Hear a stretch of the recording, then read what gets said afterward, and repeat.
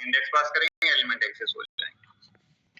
उन्होंने कहा न्यू सिर्फ इस इक्वल के इधर वाला स्टेटमेंट अगर मैं लिखूं तो ये इतना इसका क्या काम होगा कि मेमोरी में ये सारे ब्लॉक स्टोर करके उसका एड्रेस रिटर्न करेगा। अभी तक इतना पार्ट तो एनोनिमस ही होता है, उसका कोई नाम नहीं है। अभी तो सिर्फ मेमोरी ब्लॉक एलोकेट हुए हैं।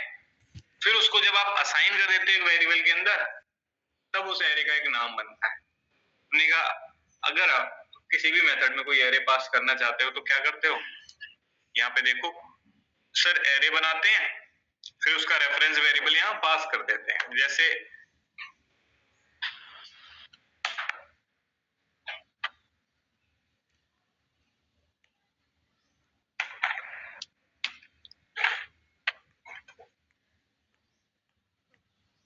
ये तो याद ही होगा,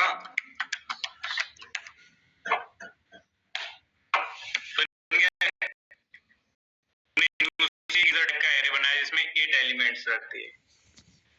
इसको इसका जो एलिमेंट्स का रेफरेंस कहां डाला, ARR में। फिर ARR रेफरेंस वेरिएबल को एरे फंक्शन को पास कर दिया। क्या अब ARR को पास कर दो यार, तो इनका लोकल वेरिएबल है, तो वेरिएबल तो पास होता नहीं, वेरिएबल के अंदर स्टोर्ड वैल्यू ही जाती है। अगर मेरा इंट n इक्वल्स टू 100 है और मैं n को फंक्शन पास करता तो n का वैल्यू सर पास वैल्यू होता है। यहाँ पे ARR के अंदर स्टोर रेफरेंस स्टोर होता है, तो वो तुमने ARR दिया वही रेफरेंस तुमने प्रिंट एरे में कर दिया, तो वो रेफरेंस वेरिएबल के अंदर स्टोर हुआ। मैं VRR कर दे रहा हूँ,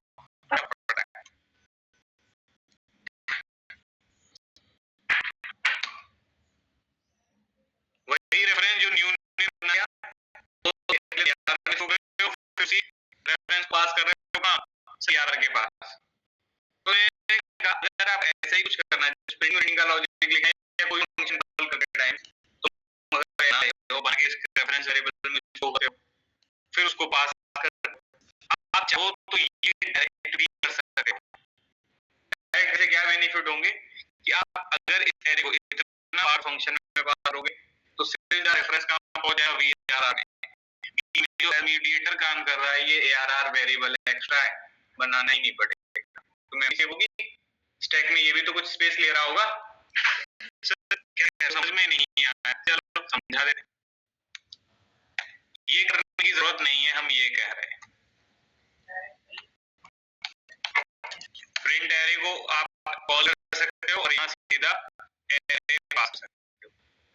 अब क्या करते रेफरेंस पास किया, सर न्यू जो एरे बनाएगा हीप के अंदर उसका एड्रेस रिटर्न करेगा ना, वो एड्रेस कहां जाएगा, फंक्शन के पैरामीटर में, और वो एड्रेस सीधा जाएगा यहाँ VRR।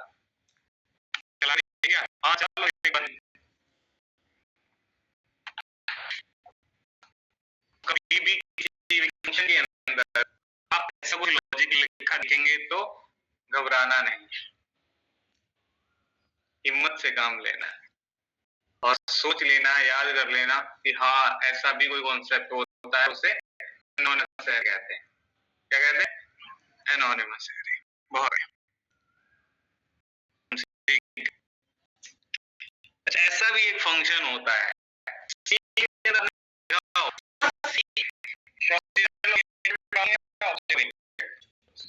प्रोसीजर है, तो क्या वहां फंक्शन ओवरलोडिंग होती होगी,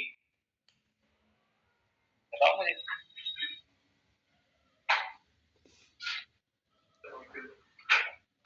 होती होगी। फंक्शन ओवरलोडिंग का पार्ट बता सकते हो, फंक्शन ओवरलोडिंग कौन किसका वर्ड है, कहां पढ़ा तुमने, पॉलीमॉर्फिज्म। पॉलीमॉर्फिज्म किसका क्लियर है, किसका, oops का। तो सी ऑब्जेक्ट ओरिएंटेड ही नहीं है तो पॉलीमॉर्फिज्म कहां से आ जाएगा सी में, पॉलीमॉर्फिज्म नहीं आ जाएगा तो ओवरलोडिंग कैसे हो जाएगी, बताओ मुझे। हो जाएगी क्या, हो जाती होगी, क्या नाम है, प्रदीप हुड्डा, बताओ नहीं होती ओवरलोडिंग। तो मेरे एक क्वेश्चन का आंसर करो।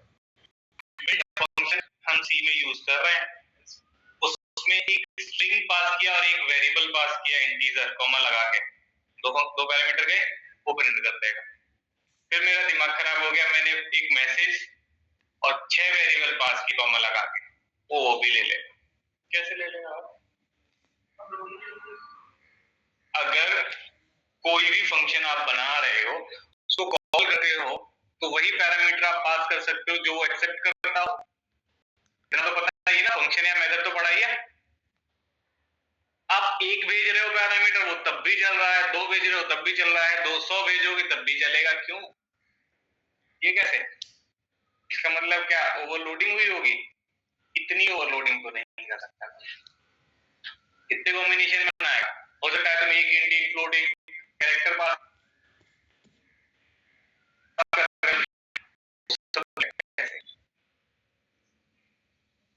ओवरलोडिंग है नहीं, ये मैं कह रहा हूँ। चलो ओवरलोडिंग होता है किसी सी के अंदर। C++ में एक्सेप्शन हैंडलिंग पढ़ा, C++ में एक्सेप्शन हैंडलिंग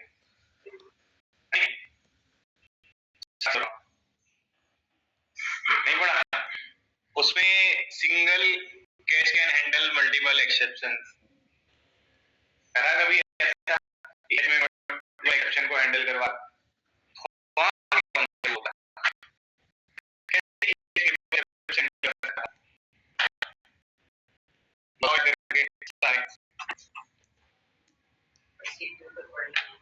पढ़ी नहीं और बाकी के किसने नहीं पढ़ी? Type of argument number of argument बदल सकते हैं। तो नंबर ऑफ आर्गुमेंट वाला जो ओवरलोडिंग था ना, उसको ये रिप्लेस कर देगा। जैसे आप सम नाम के फंक्शन में 2 इंटीजर पास करना चाहते हो, 3 भी पास करना चाहते हो तो 3 वाला अलग बनाओगे, 4 पैरामीटर के लिए 4 वाला अलग बनाओगे, 5 पैरामीटर्स के लिए 5 पैरामीटर एक्सेप्ट करने वाला सम अलग बनाओगे।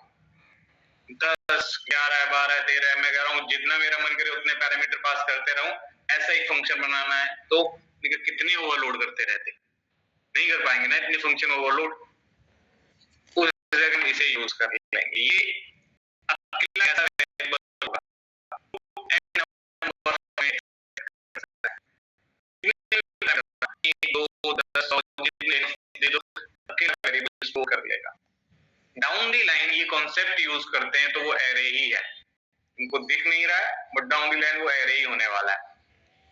तुम एक नॉर्मल फंक्शन को वैसे ही कॉल करोगे जैसे ओवरलोडिंग में करे थे, पैरामीटर जैसे वहां भेजे थे वैसे यहाँ भेजोगे, कोई एरे पास नहीं करना।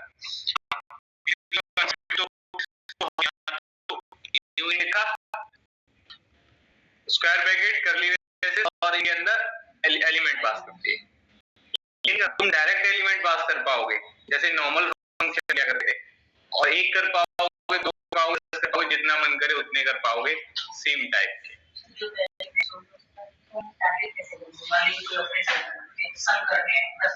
सम करना है, सम ऑफ इंटीजर्स का एक फंक्शन बनाया मैंने।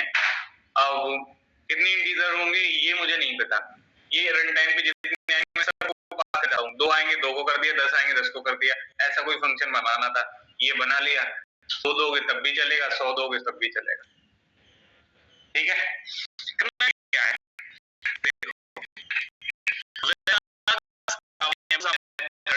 Variable number argument we use 3 dots, ये 3 डॉट्स हम कैच में यूज करते हैं C++, है ना। और इनको कहते हैं एलिप्सिस, क्या कहते हैं, also known as ellipsis in method signature to make it accept variable argument।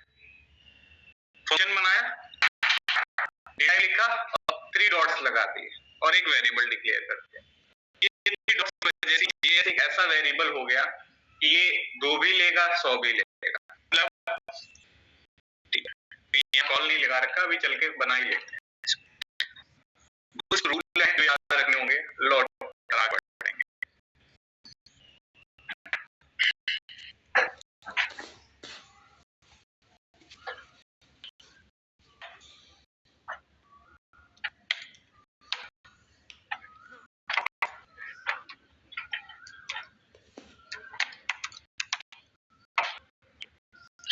फिर आपने array बनाना है, क्या करना है, 1 2 3 डॉट्स लगाने। सर अभी नहीं लगाना चाहते, ठीक है मत लगाओ, पहले कॉल कराएंगे सीधा। सम ऑफ ऑल इंटीजर्स नाम का एक फंक्शन है, ये प्रोग्राम बेस किया रखते हैं, दो एक साथ में इधर से कमेंट कर देता, इधर तो बता कोई तुम नहीं हो, मैं एक पैरामीटर भेज रहा हूँ तो चल रहा है, देखो क्योंकि इंट टाइप का वेरिएबल लेता है, अगर दूसरा ना पास करूंगा, तीसरा पास करूंगा, चौथा। सर 9 इंटीजर्स को कैसे वो स्टोर कर सकते हैं, बस एक वेरिएबल है ना, ये आराम से अंदर से एक इंटीजर पास कर सकते हो, यही है ना। अब नहीं कर पा रहा है, जैसे ही इसे हम दो शर्तें प्रदान करेंगे वैसे ही एरर हट जाने वाला है। तुम नहीं पास कर रहे हो या आप कितनी पास हो, आपने कहा सर मैं ना इतनी बात कर दूंगा कि तो चीना होगी,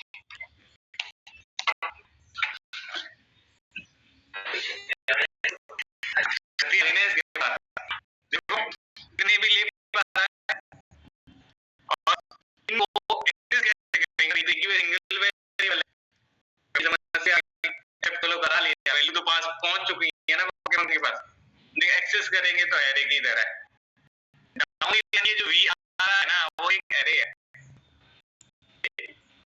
ट्रेवल्स होगा बिल्कुल सेम जैसे आपका ए ट्रेवल्स होता, सम करना ना कर लो।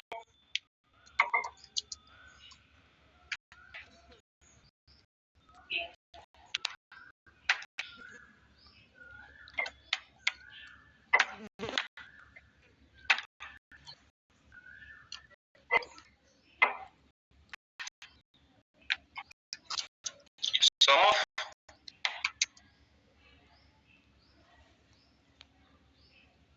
integers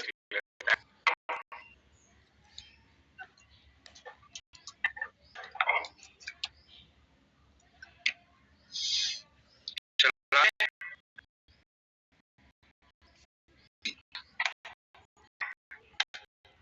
चल रहा हूँ, क्या हो रहा है यार, क्या हो रहे हो,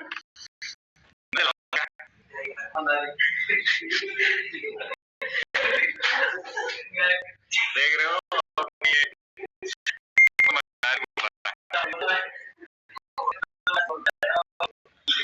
मैंने बोला ही यही था,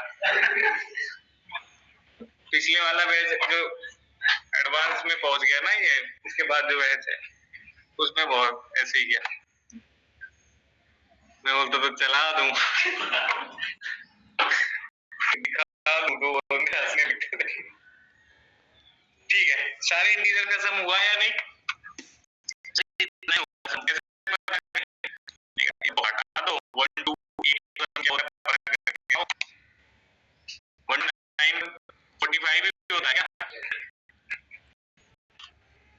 इसको छोड़ हो जाए तो वो टेबल है जो n नंबर एलिमेंट करता है, कुछ रूल कहते हैं तो इसका सत्य को देखा कि हाँ ये इसके पास क्या पावर्स हैं, अब लिमिटेशंस देख लेते हैं, रूल्स है, वन पैरामीटर, अकेला ही एक ही पैरामीटर हो सकता है वैराग वाला, मतलब इस फंक्शन के पास कोई दूसरा पैरामीटर नहीं हो सकता है बट वेरिएबल आर्गुमेंट एक ही हो सकता है, इससे पहले आप चाहो तो कितने भी पैरामीटर रख लो, स्ट्रिंग टाइप रख लो, कैरेक्टर रख लो, फ्लोट रख लो, जो तुम्हें मन कर रखो, बट जहां ये वैराग खड़ा होता है लाइन वहीं खत्म हो जाती है, क्योंकि ये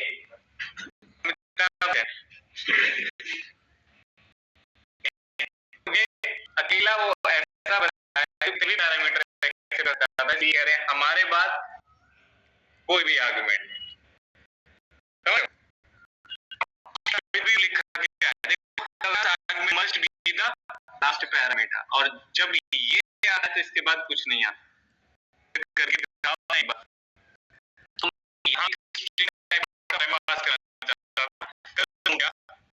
हाँ, इसके बाद पैरामीटर पास हो गया, कैरेक्टर बात नहीं आएगा, ठीक है सर, तो बात नहीं आएगा, हमने मान लिया।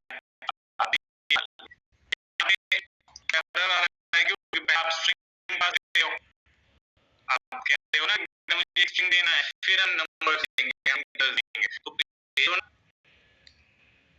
ठीक है, तो आ जाओ।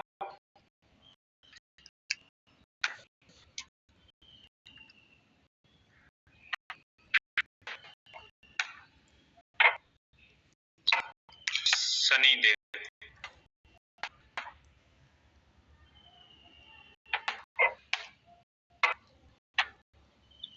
ठीक है, हमने एक स्ट्रिंग पास किया, ये पहला एलिमेंट जो है वो कौन सा होगा, बाकी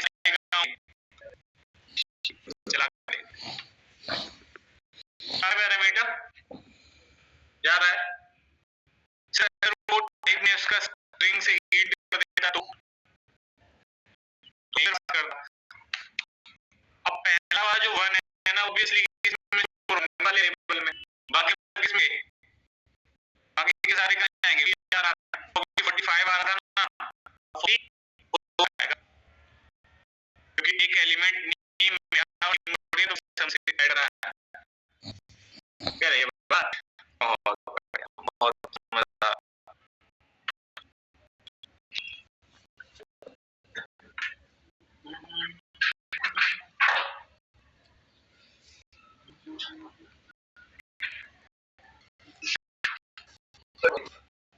ऊपर ही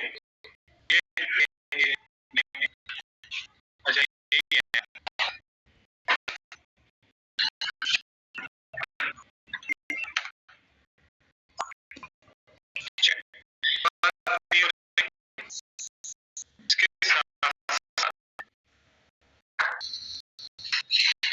एरे इंडेक्स फंक्शन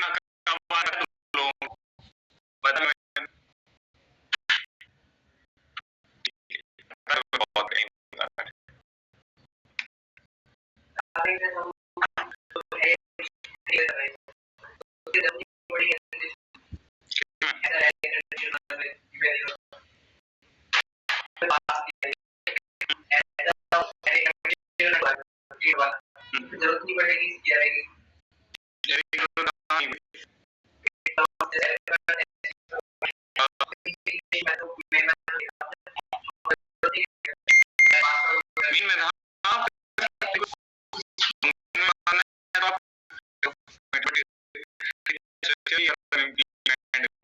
तो मेरे बनाते हैं, फिर मेरे पास बट हाँ डाउन दी लाइन वो एरे ही इंप्लीमेंट हो रहा है,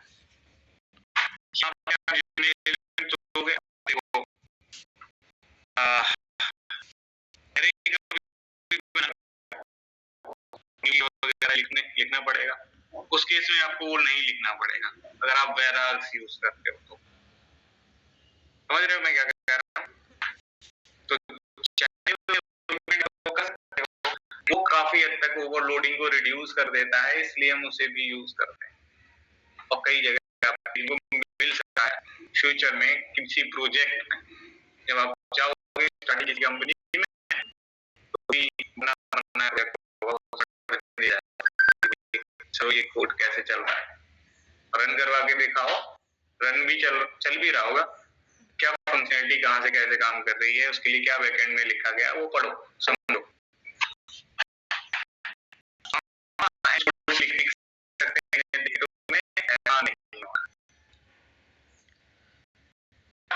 समझ जाना चाहिए अपने पास, दूसरा होगा क्या दिक्कत है, करेगा तो वही ना जो अभी यहाँ कर रहा है। अच्छा, एरे इंडेक्स ऑफ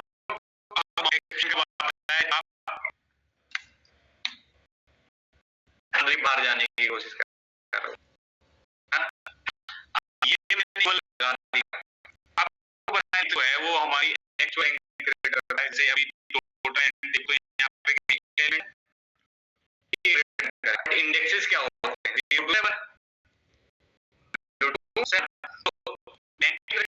तुम कहाँ चला, जैसे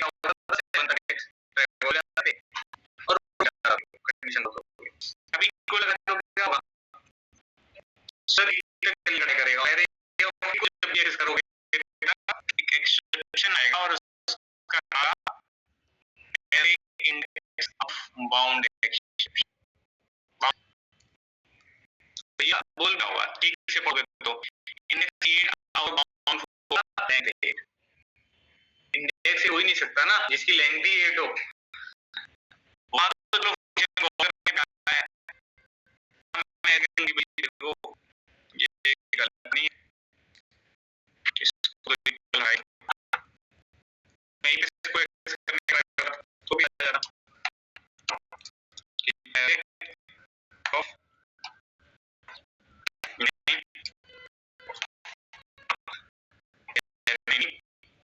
नहीं तो इंडेक्स नहीं ना चल गए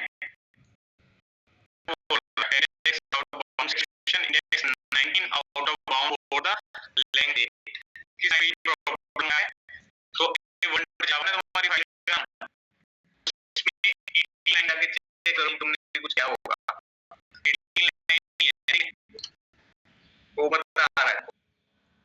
तो इस एक्सेप्शन से भली भांति परिचित हो आप, होने भी चाहिए क्योंकि ये एक्सेप्शन आएगी तो बाकी क्या करना है सारे लूप्स देखने हैं। प्रोग्राम चल रहा है जो बना दिया वो चला रहे हैं array index out of bound आ रहा है तो जाके भाग के चेक करना है इसको लूप्स को कोई तो ऐसा है जो बाहर जाने की कोशिश कर तो भाग के जाके उसका इक्वल इक्वल अगर लगा दिया है बाय मिस्टेक हटा देना है। ठीक लूप है जिसे बड़ी समझना है ये तो तुम्हारा था फॉर लूप जिसे फॉर लूप कहते हैं। अब आया एक फॉर ईच लूप या उसे एडवांस फॉर लूप भी कहते हैं है ना। वो भी ट्रैवर्सिंग में आप हेल्प करता है। वो कह रहा है कि हमें ना तो इनिशियलाइजेशन की जरूरत होती है ना ही इंक्रीमेंट डिक्रीमेंट की जरूरत होती है और ना ही कंडीशन की जरूरत होती है। ये सब मोह माया है हमारे लिए। आप जिस टाइप की लिस्ट को ट्रैवर्स करना चाहते हो लिस्ट मतलब array int type array type sorry string type है कैर टाइप है जैसा भी टाइप है उस टाइप को जो लिस्ट का नाम तुम्हारा यहाँ क्या है अगर वीआर क्या नाम है वीआर ने वो लिस्ट इधर पास कर दो इस फंक्शन इस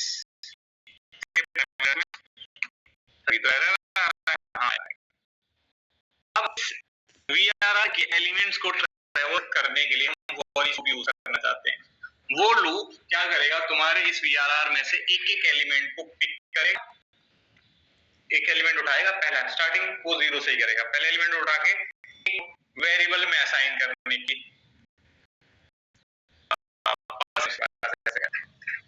सर ऐसा क्या होगा उन्होंने कहा आपको एक इधर स्ट्रिंग हो तो स्ट्रिंग टाइप का एक वेरिएबल लेना है जिस एरे को एक वेरिएबल लेना है वेरिएबल का नाम क्या रखें ठीक और बीच लगाना है सॉरी सिर्फ बन गया फॉर ईच अब होगा अब यहां एलिमेंट आया यहां से वीआरआर से जीरो इंडेक्स को और जो भी लिखा हो सब चलाएगा ओवर लॉजिक चलने के बाद फिर इसमें नेक्स्ट एलिमेंट उठाएगा मेरा फिर नेक्स्ट एलिमेंट क्यों रखते हैं लॉजिक चलाते और ऐसा वो तब तक करता रहेगा जब तक सारे एलिमेंट ट्रैवर्स ना हो जाए और जैसे ही सारे एलिमेंट ट्रैवर्स होते हैं वो रुक भी खुद ही जाता है। तो क्या आपको यहाँ इनिशियलाइजेशन करना पड़ रहा है कंडीशन लगानी पड़ रही है इंक्रीमेंट डिक्रीमेंट करना पड़ रहा है नहीं सब कुछ ये खुद ही मैनेज कर चलो एक बार प्रिंट करा दो तो ठीक है हमें क्यूब का स्पेस डन है सर एलिमेंट हटो इसका मतलब रह जाएगा कि हटा दे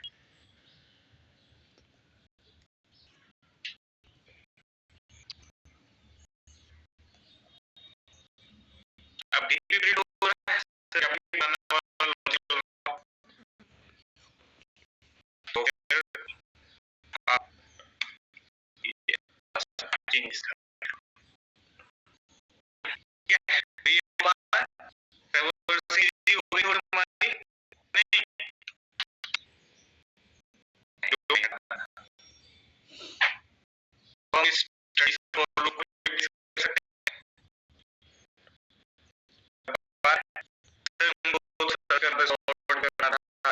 नहीं करना सर। में एलिमेंट आ ही रहा है, क्यू को कंडीशन में डाल के चेक करो, है ना?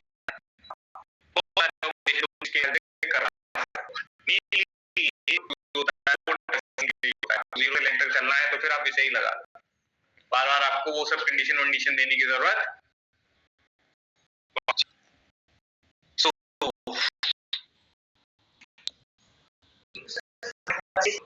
हाँ, हमें बीच में ब्रेक ब्रेक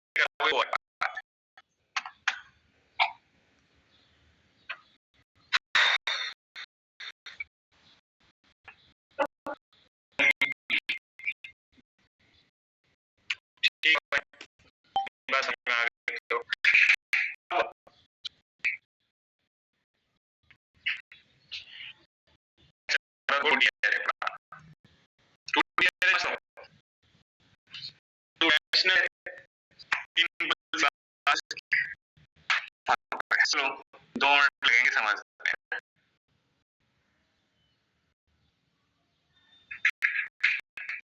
आपसे कल तुम वो क्वेश्चन सॉल्व करेंगे, दूंगा क्या वही पुराने वाले क्वेश्चन सॉल्व करना, ठीक है? बहुत बढ़िया। सो एरे क्यों आया था, ये रिक्वायरमेंट मैंने तुम्हें समझाई हुई है, याद है?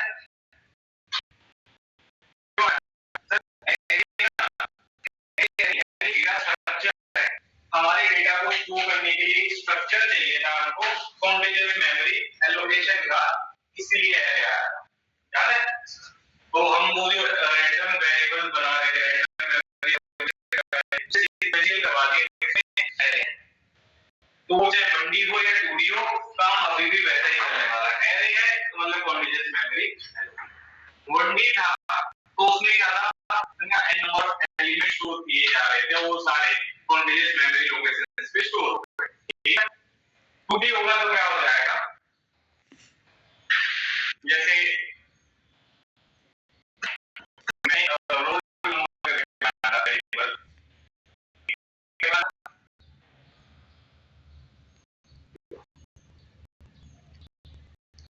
120 रोल नंबर थे, ये 0 और सही है। अब मेरे कॉलेज या स्कूल कह लो या इंस्टीट्यूट कह लो, उसमें 1000 स्टूडेंट आ चुके हैं, तो मैं चाहता हूँ नेक्स्ट 100 का भी रोल नंबर शो करना, तो नेक्स्ट 100 को भी आप सीक्वेंशियली शो कराना चाहते हो तो आपके पास है ना, आपको बताया है इसका नाम क्या है,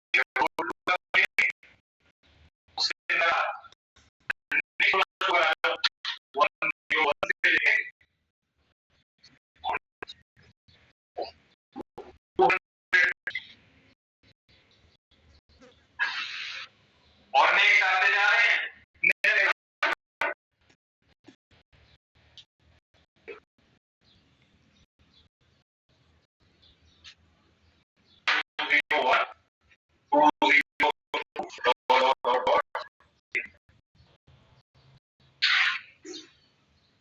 और ऐसे टोटल कितने आ गए,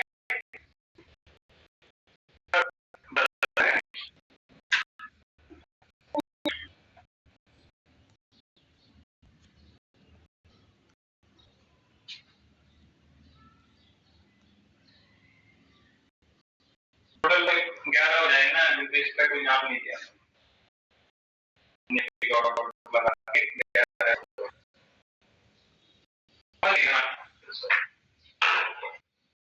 वही आ रहे थे, तो डोमिनेंट मेमोरी एलोकेशन क्या था, मैं तुमको वो भी समझा हुआ है।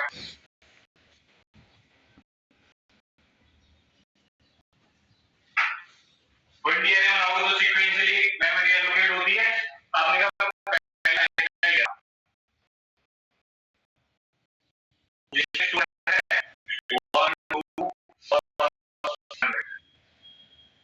इसका कोई एड्रेस रहा होगा, हाँ सर पहले एलिमेंट का एड्रेस मैं मान लेता हूँ, ये आगे हो गया इस वाले वेरिएबल का, फिर से तुमने एंट्री लिखा है तो फिर नया मेमोरी एलोकेशन होगा ना, उतना ही बड़े ब्लॉक 100 एलिमेंट्स को शो करने के 100 ब्लॉक दोबारा एलोकेट करने हैं, याद है ना? स्टार्टिंग में वेरिएबल और जब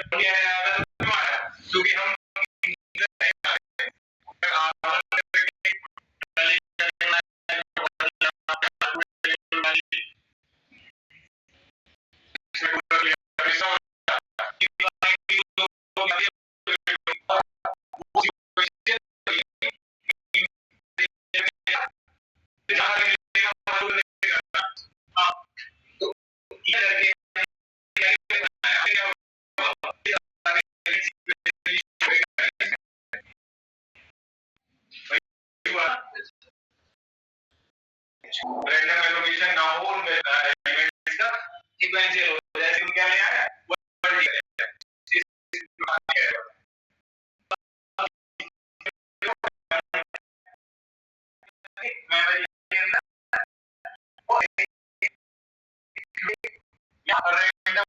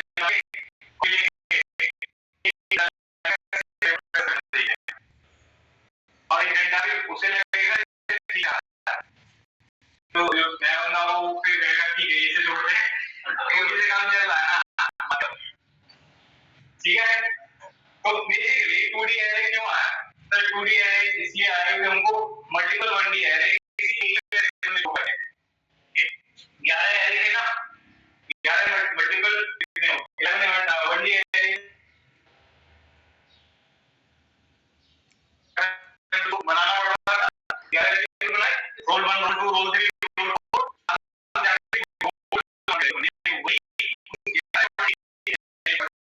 उसी लिए हमने क्या करना है,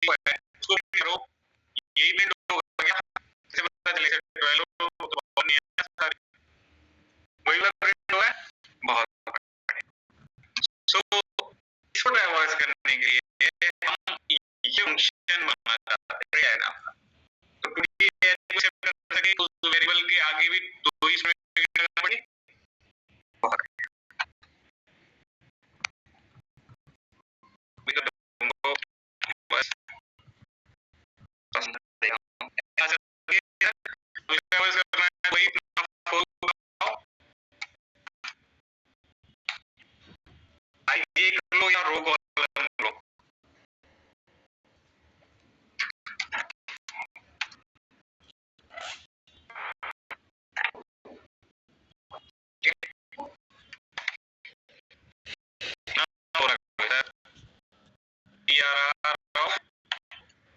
रो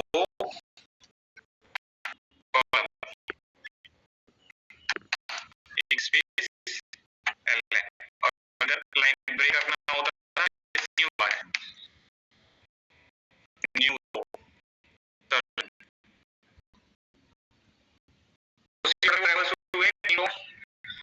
सर ये जो है लिंक जो है ना इसको समझने के बाद क्या रिटायर कर दें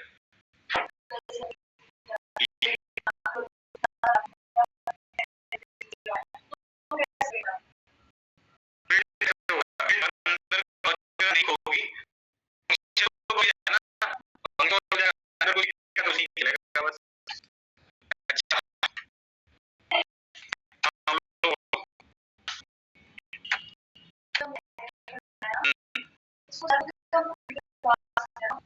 यहाँ पे लूप लगा के या फिर ऐसे बिना लूप के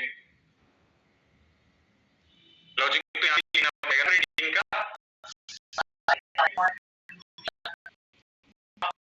ऐसे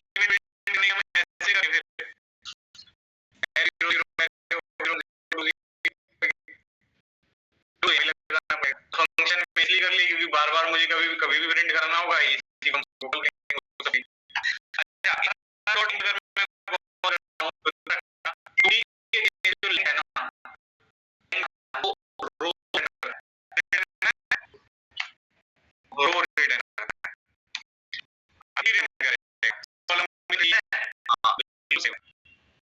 अब मैं कह रहा हूँ रो 3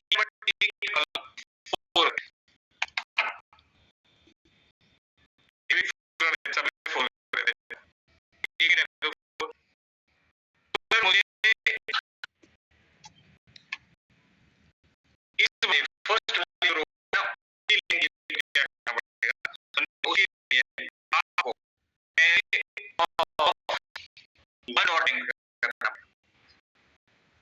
तो अगर आपको किसी पर्टिकुलर रो की लिंक होगी ना 2D में तो आप इंडेक्स बता दो अभी अगर आप उस प्रोग्राम को चलाया तो इसमें तो क्योंकि आपने दोनों और ये लिंक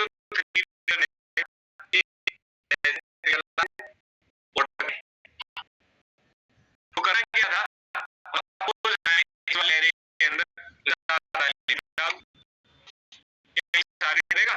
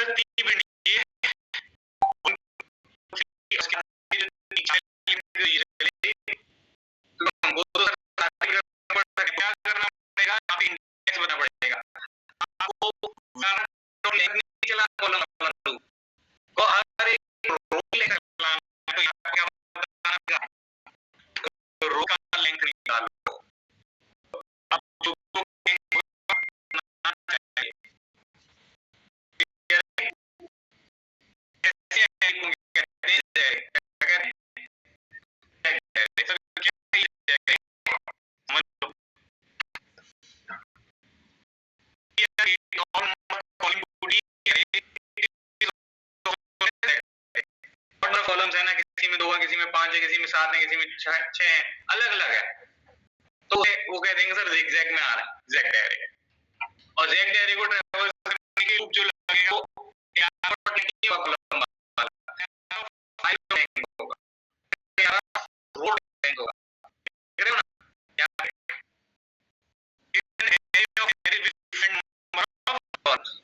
तो देखो ये बनाया मैंने, इसमें बता दी 3 होंगी